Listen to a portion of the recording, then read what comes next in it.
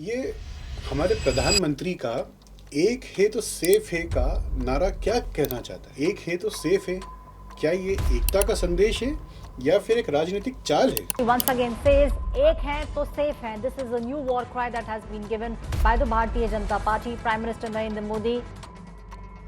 क्या नरेंद्र मोदी का ये नारा भारत को मजबूत बनाने का एक संकल्प है या फिर जाति और धर्म के नाम पर एक नई बहस शुरू करने की कोशिश है? क्या सच में अगर हम एक नहीं हुए तो भारत हमेशा विदेशी शक्तियों का गुलाम बनकर रहेगा? तो सवाल ये भी उठता है कि 21वीं सदी में स्वराज्य का मतलब क्या है? क्या शिवाजी महाराज का हिंदुवी स्वराज का विचार आज भी प्रभावित करता है? आज से 350 वर्ष पूर्व जब छत्रपति शिवाजी महाराज का राज्याभिषेक हुआ था तो उसमें स्वराज की ललकार और राष्ट्रीयता की जय जयकार समाहित थी। क्या महात्मा गांधी का स्वराज सिर्फ आजादी का एक सपना था या आज के भारत के लिए एक सबक है? हिंदुस्तान के लिए तो ये चरखा हमारी आजादी का प्रतीक है। जब गांधी ने स्वराज का सच्चा मतलब समझाया, हम तो दुनिया में किसी को दुश्मन बनाना नहीं चाहते, वो मेरे स्वराज की रक्षा बन जाती। नरेंद्र मोदी आत्मनिर्भर भारत और मेक इन इंडिया की बात करते हैं, लेकिन ये कितना सच और कितना पॉलिटिकल स्टंट है? क्या एक है तो सेफ है का संदेश सिर्फ हिंदू समाज के लिए है? चुनाव में बटेंगे तो कटेंगे, बटेंगे तो कटेंगे। मतलब क्या है? एक है तो सेफ है, वोट जिहाद देवेंद्र फडणवीस कहते हैं, वोट जिहाद हो या पूरे देश के लिए? और अगर हम बिखरे रहे तो क्या सच में भारत का भविष्य संकट में? Prime Minister Narendra Modi reiterating एक है तो सेफ है war cry. Listen. एक है तो सेफ है। Prime Minister Modi has a similar program, Make in India. एक है तो सेफ है। मेक इन इंडिया का बब्बर शेर तैयार किया कि बटे थे तो कटे थे। एक है तो सेफ है।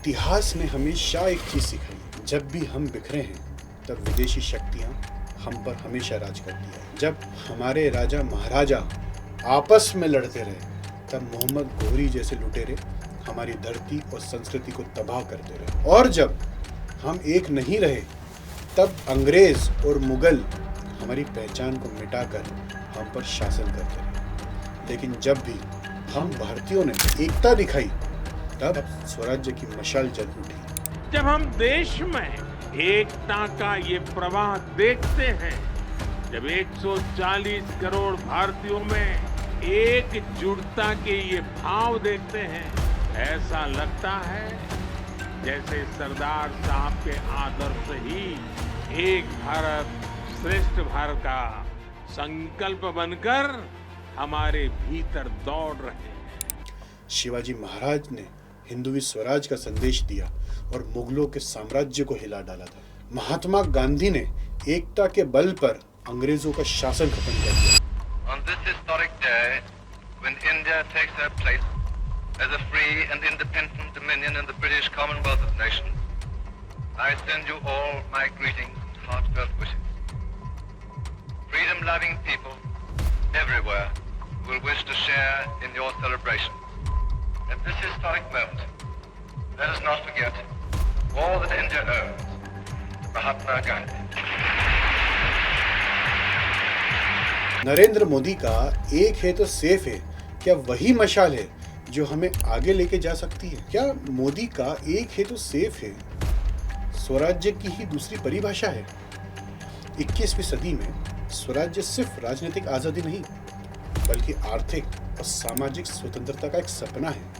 इस वीडियो में हम समझेंगे क्या है 21वीं सदी का स्वराज्य और क्यों है मोदी जी का एक है तो सेफ है का असली मतलब क्या है और भारत को एक नया स्वराज्य कैसे मिल सकता है। ये वीडियो सिर्फ एक सफर नहीं है, ये वीडियो एक सबक है। हर हिंदुस्तानी के लिए, हर भारतीय के लिए एक समझ है जो इतिहास के प्रश्नों का उत्तर और भारत के भविष्य की तस्वीर दोनों दिखा। वीडियो को अंत तक देखिए और स्वराज्य के इस नए रूप को समझिए।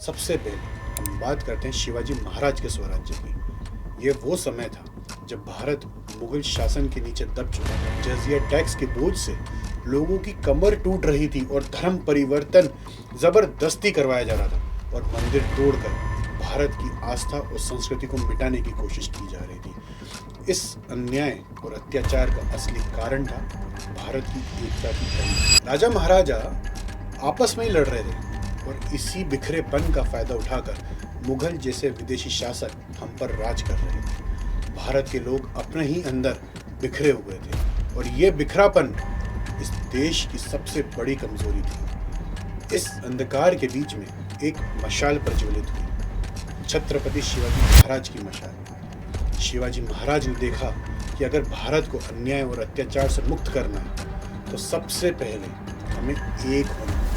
शिवाजी महाराज का हिंदू स्वराज का जो नारा था वो एक ऐसे भारत का सपना था जो अपने धर्म, संस्कृति और सम्मान की रक्षा कर सके और एकता और संकल्प के बल पर अपने लोगों का जीवन सुरक्षित कर सके। आज हमारे पास छत्रपति शिवाजी महाराज की प्रेरणा थी। उन्होंने आक्रांताओं को खदेड़ने के लिए सबको एक किया। महाराष्ट्र का रायगढ़ किला आज भी साक्षात वो गाथा कहता। छत्रपति ने कहा था, स्वराज का अर्थ है प्रजा का सुख और सुरक्षा की पूर्ति। राजा का परम धर्म है कि वो अपने लोगों की रक्षा करे। शिवाजी महाराज का स्वराज्य सिर्फ राजनीतिक आजादी नहीं था बल्कि एक सामाजिक और सांस्कृतिक जागरण था। अब सोचिए, क्या आज का भारत भी इसी तरह से उन्हीं चुनौतियों का सामना कर रहा है? नरेंद्र मोदी का एक है तो सेफ है का संदेश यहीं से प्रेरणा लेते हैं। यह संदेश शिवाजी महाराज के स्वराज्य का आज के भारत के लिए एक नया रूप है। शिवाजी महाराज ने जो मशाल जगाई थी, मोदी जी ने उसी मशाल को लेकर आत्मनिर्भर भारत और मेक इन इंडिया जैसे इनिशिएटिव्स के जरिए एक नए भारत का सपना देखा। जब हमें अंग्रेजी हुकूमत से आज़ादी चाहिए थी, तब पूरे हिंदुस्तान ने एकजुट होकर हमारे ब्रिटिश रूल के खिलाफ एक बहुत बड़ी जंग लड़ी थी। जब पुलवामा अटैक्स हुए थे,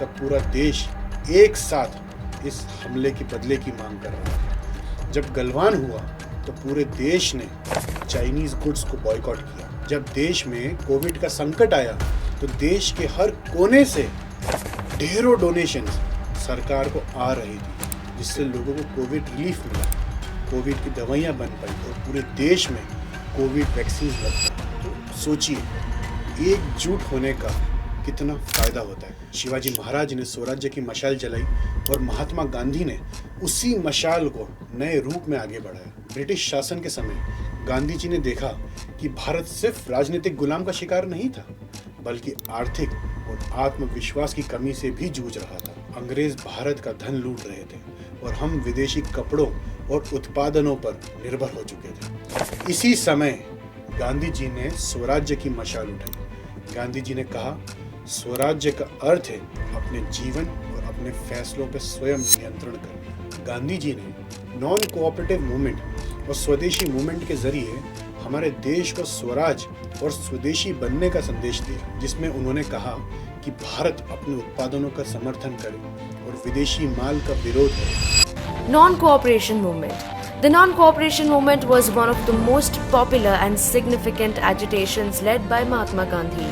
He had realized that the British had been able to be in India only because of the cooperation they received from the Indians.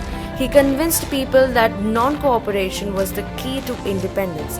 This ominous day of the Jallianwala Bagh massacre triggered the non-cooperation movement. After this, Gandhi started the Swarajya or self-governance movement, a key agitation towards khadi, जो एक कपड़े से ज्यादा था, भारत के आत्मविश्वास का प्रतीक बन गया था। पर गांधी जी का स्वराज सिर्फ आर्थिक आजादी तक सीमित नहीं था, यह सामाजिक न्याय और एकता का आदर्श था। उन्होंने हमेशा कहा कि भारत तभी मजबूत बनेगा जब लोग अपने अंतर विरोध को भूलकर एक होकर लड़ेंगे।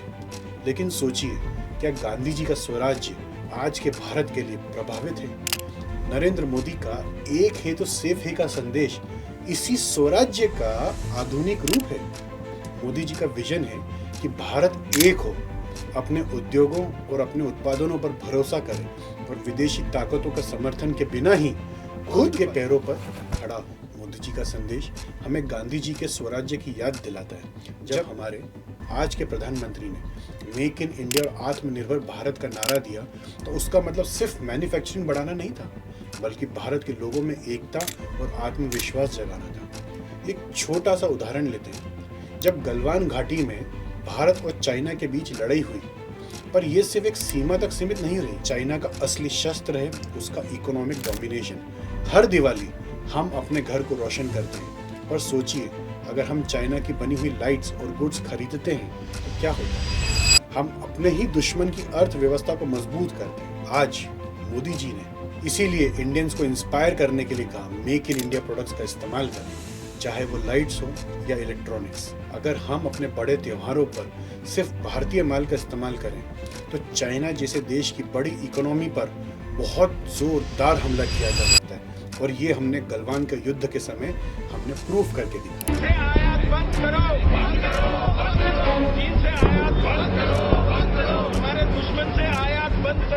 Anger surges in India once again over trade with China. Gandhi ji ने भी स्वदेशी का संदेश इसीलिए दिया था, और आज मोदी जी भी उसी स्वराज्य को नए दौर के हिसाब से आगे लेके जा रहे हैं। कोविड पैंडेमिक के समय एक और मिसाल सामने आई थी जो गांधी जी के स्वराज्य और मोदी जी के संदेश को और मजबूत बनाता है। जब made in India vaccine launch हुई थी तो कई सारे बड़े लोगों ने, बड़े सेलिब्रिटीज ने, बड़े पॉलिटिशियंस ने ये कहा था कि हमें मेड इन इंडिया वैक्सीन पर भरोसा नहीं है। क्यों?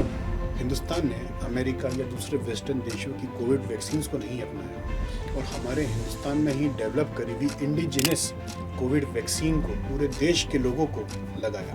पहले हमारे बड़े नेता या हमारे बड़े बड़े सेलिब्रिटीज या इन्फ्लुएंसर्स ने मेड इन इंडिया वैक्सीन जब लॉन्च हुई थी तब उन लोगों ने देश को समझाया कि मेड इन इंडिया वैक्सीन पर भरोसा नहीं किया जा सकता। हर कोई बड़ा इंसान वेस्टर्न मेड वैक्सीन पर अपना भरोसा दिखा रहा था, उन्हीं की डिमांड कर रहा था। पूरा भारत एक हो गया और हमने नरेंद्र मोदी के नेतृत्व में बनी हुई हमारी इंडिया मेड वैक्सीन पर अपने भरोसा दिखाया, अपने साइंटिस्ट और अपनी टेक्नोलॉजी पर भरोसा किया।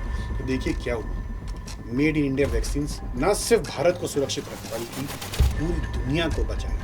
भारत के पास अनेक बीमारियों की वैक्सीन बनाने की क्षमता थी, लेकिन जरूरी प्रोत्साहन की कमी थी। हमने इंडस्ट्री को प्रोत्साहित किया और आज भारत में बने टीके हमारे बच्चों को बचाने के काम आ रहे हैं। साथियों, देश को आज अपने वैज्ञानिकों पर गर्व है कि हमारे पास मेड इन इंडिया वैक्सीन अपने लिए भी है और दुनिया की मदद करने के लिए भी है। फॉरेन वैक्सीन तो बहुत बुरी तरीके से पिटाई और भारत की वैक्सीन ने ये प्रूव किया कि हम अपने बलबूते पर बड़ी से बड़ी समस्याओं का समाधान निकाल सकते हैं। आज हमारे भारत उन्हीं वैक्सीन के दम पर इतना मजबूत है कि कोविड की तीसरी और चौथी वेव कब आई और कब चली गई, भारत में उसका असर तक नहीं। ये वही आत्मविश्वास है जो गांधी जी के स्वराज्य का मोल था और मोदी जी उसी आत्मविश्वास को भारत के लोगों में जगाने का काम कर रहे हैं। भारत का इतिहास गवाह है कि जब भी हम एकता और आत्मविश्वास के साथ खड़े हुए हैं तब हमने एकजुट होकर विदेशी ताकतों का सामना किया और उन्हें हराया है। पर इसी इतिहास ने यह भी दिखाया है कि जब भी हम बिखरे हैं तब हमारी उन्नति के रास्तों को रोका गया है। शिवाजी महाराज के हिंदवी स्वराज से लेकर महात्मा गांधी के स्वदेशी मूवमेंट तक स्वराज्य हमेशा से भारत के सपनों को एक मूल आधार बना रहा है। आज नरेंद्र मोदी के मेक इन इंडिया, आत्मनिर्भर भारत और स्टार्टअप इंडिया जैसे बड़े इनिशिएटिव्स इसी स्वराज्य के नए रूप हैं और इसी बात को नरेंद्र मोदी हमारे आज के तत्कालीन प्रधानमंत्री एक है तो सेफ है के जरिए आपको समझाना चाह रहे हैं। पहनाव अनेक है, खान पान के तौर तरीके अनेक है, मान्यताएं भिन्न है, दृढ़ है, उसके बावजूद भी देश के लिए एक रहना, देश के लिए नेक रहना, ये हमने हमारी सांस्कृतिक विरासत से सीखा। भारत की उन्नति हमेशा से कुछ बड़े देशों के लिए एक बहुत बड़ी चिंता का विषय बनी रही है। जब भारत ने अपना पहला सेमीकंडक्टर प्लांट इंदिरा गांधी के ज़माने में बनवाया था, तब एक एक्सीडेंटल आग ने सब कुछ तहस नहस कर दिया था। वो एक्सीडेंटल आग इतनी भयंकर थी कि उसमें जितना भी टेक्नोलॉजी और जितनी भी रिसर्च हमारे हिंदुस्तान ने करी थी, वो सब जलकर राख हुई। और हिंदुस्तान आज भी सेमीकंडक्टर्स के लिए विदेशी ताकतों पर निर्भर है। सोचिए, हमारे पहले प्रधानमंत्री इंदिरा गांधी ने कितना बड़ा विजन दिया था हिंदुस्तान को। उन्होंने उस समय सेमीकंडक्टर प्लांट बनाने की सोची थी जब इलेक्ट्रॉनिक्स का इतना बड़ा मार्केट बना ही नहीं था। सोचिए ज़रा कि किस तरह से उस एक्सीडेंटल आग को हमने भुला दिया और आज भी हम उन विदेशी ताकतों पर सेमीकंडक्टर चिप्स के लिए निर्भर हैं। इसीलिए मोदी जी ने कहा, एक हैं। जब हमारे होमी भाभा भारत को एक न्यूक्लियर सुपर पावर बनाने के करीब थे, तब एक सस्पिशियस प्लेन क्रैश में भारत की उन्नति का रुख बदल दिया। हमारे होमी भाभा स्विट्जरलैंड में एक सस्पिशियस प्लेन क्रैश में उनकी मौत हो गई और हमारे भारत का एक न्यूक्लियर सुपर पावर बनने का सपना आज भी एक सपना है। आज हमारे साइंटिस्ट होमी भाभा के बनाए हुए रिसर्च प्लान्स पे आज भी रिसर्च करते हैं और उसी के थ्रू हम न्यूक्लियर पावर में धीरे धीरे आगे कदम बढ़ा रहे हैं। सोचिए, अगर होमी भाभा हमें न्यूक्लियर सुपर पावर बनाने में सफल हो जाते तो किन देशों को इससे तकलीफ है? सोचिए ज़रा। इसीलिए मोदी कह रहे हैं, एक है तो सेफ है। हमारे भारत की एक और इतिहास की सबसे बड़ी घटना, जब भारत क्रायोजेनिक इंजन टेक्नोलॉजी में आगे बढ़ रहा था, तब नंबी नारायण जैसे महान साइंटिस्ट पर कई झूठे इल्ज़ाम लगाए गए और कई झूठी साजिशें रची गई और हमारा हिंदुस्तान का क्रायोजेनिक इंजन डेवलप करने का सपना 50 साल पिछड़ गया था। Many years ago, in the battle between the I faction and A faction, the career of a patriotic scientist, Nambi Narayan, was destroyed. अगर हिंदुस्तान रॉकेट टेक्नोलॉजी में अगर आगे बढ़ जाता तो किन देशों को उससे तकलीफ होती? ऐसे कौन से देश थे, ऐसी कौन सी दूसरी संस्थाएं थी जो इसरो को आगे बढ़ने नहीं देना चाह रही? हमारे नंबी नारायण जैसे साइंटिस्ट को कई विदेशी संस्थाओं से अरबों रुपए का ऑफर्स आते थे, पर उन्होंने हर बार इन ऑफर्स को ठुकरा दिए और जब उन्हें रोकने का कोई साधन नहीं मिला तो हमारे हिंदुस्तान में ही उनके खिलाफ षड्यंत्र रचा गया। हमारे हिंदुस्तान के लोगों ने ही उनके ऊपर कई बार झूठे इल्ज़ाम लगाए और इसकी वजह से हमारे नंबी नारायण की रिसर्च और क्रायोजेनिक इंजन का वो सपना 50 साल पीछे चले गया था। इसीलिए नरेंद्र मोदी आप सभी को ये संदेश देते हैं, एक है तो सेफ है। आज हमारे प्रधानमंत्री ने पूरे देश को एक है तो सेफ है का नारा सिर्फ ऐसे ही नहीं दिया है। हमारे इतिहास ने हमें सिखाया है कि जब जब हिंदुस्तान बिखरा है, तब तब हिंदुस्तान विदेशी ताकतों के आगे अपना हाथ फैलाता रहा है। ये सब इत्तेफाक नहीं थे जो मैंने आपको कहानियाँ सुनाई, ये सब एक सोची समझी साजिशें थी। ये सब वो कोशिशें थी जिससे भारत की उन्नति को रोका जा सके और ये अब भी हो रहा है। आज भी मैं आपको इसके एग्जाम्पल्स दे सकता हूँ। जब भारत अपने फाइटर जेट्स का इंजन बनाने का सपना देखता है, तब विदेशी कंपनीज या विदेशी ताकतें हमारे फाइटर जेट्स में लगने वाले इंजन की डिलीवरी को डिले कर देती हैं, 4 साल 5 साल डिले कर देती हैं। और वही विदेशी ताकतें उनके देश के बनाए हुए फाइटर जेट्स को एकदम सस्ते भाव में बेचना चाहती हैं, क्योंकि विदेशी ताकतें चाहती हैं कि हिंदुस्तान अपना खुद का मेक इन इंडिया या मेड इन इंडिया एयरक्राफ्ट नहीं बनाए, विदेश में बने हुए फाइटर जेट्स को ही यूज़ करें। जब भारत ने made in India vaccines launch करी, तब लोगों को भरोसा दिलाना पड़ा कि ये वैक्सीन्स वेस्टर्न देशों से बेहतर हैं। जब भारत के व्यापारी जैसे अडानी अपने सेक्टर में आगे बढ़ते हैं, तो उन्हें फ्रॉड या इल्ज़ाम में घसीट कर भारत की अर्थव्यवस्था पर प्रश्न उठाया जाता है। ये रिपोर्ट कहती है कि अडानी ग्रुप की कंपनियों के स्टॉक्स में 218 बिलियन यूएस डॉलर्स, रुपए में अगर कहें तो 17,80,000 करोड़ रुपए का स्टॉक मैनिपुलेशन हुआ है, जो एक तरीके का कॉर्पोरेट फ्रॉड है।